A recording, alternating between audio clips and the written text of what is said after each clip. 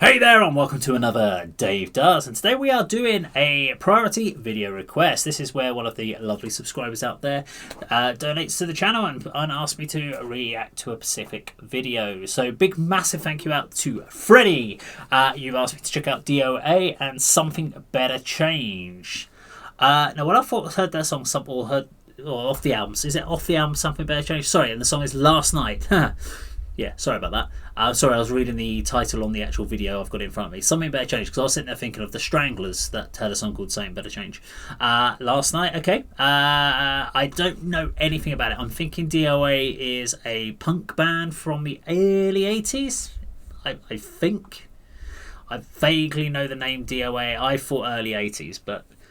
although this is basically saying Something Better Change remastered 2016. I just sort of saw that and went 2016. The images in this picture do not look like a 2016. This looks like early 80s. Well, we're going to go check it out anyway in a second. Now, if you like this video, please do subscribe, click the bell icon, like, share, leave the comments down below. If you want to support the channel, you can either join the Patreon with the free $5 and $10 packages, which is a great way of supporting the channel and gets reaction requests and so forth over a month period. Or you could do the priority video request like Freddie has, and that's where you donate to the channel and you get to pick songs for me to react to. And you get it usually 48 to 72 hours after your request has come through, or the donation has come through. You'll get your video up on the channel. You've got the Dave Does merch store, you've got the Musician React channel, and of course the latest thing for us is the new PO box. So if you want to send anything in, something for the back wall, you're a band, you want to promote your band, you want to send in like we've done with Kane, you want to promote your band, send us a t-shirt. I'll wear it on the channel during some of the videos. If you've got your album, I'll talk about your album. If you make things, I love it when people make stuff. You're a crafter and you engrave stuff or you build things, send something in, I'll talk about it, I'll give it a big old shout out on the channel. So look forward to doing some unboxings and talking about your stuff on the channel. Let's count it in. This is Last Night by D.O.A. 3, 2, 1, go!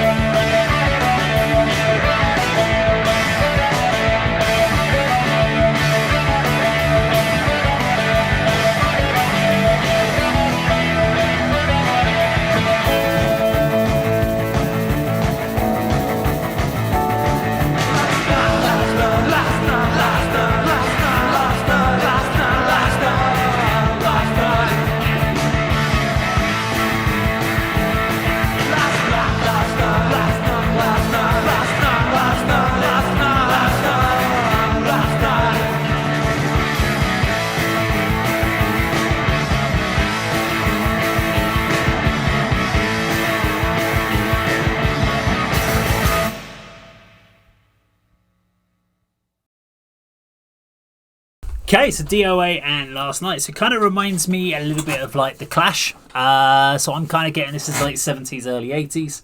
I don't actually have a timeline up here, but I would say, yeah, late 70s, early 80s sounds about right. Style-wise, punk is very much I'd say they're punk. They've got a little bit of a hardcore-ish edge to it, but I would say it's definitely got a punk vibe, that particular song.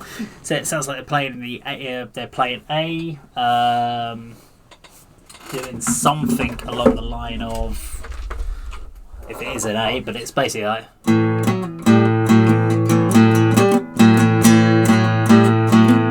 they're basically playing like a standard rock and roll kind of blues lick. Rock and roll blues lick. Yeah, I'll go with that.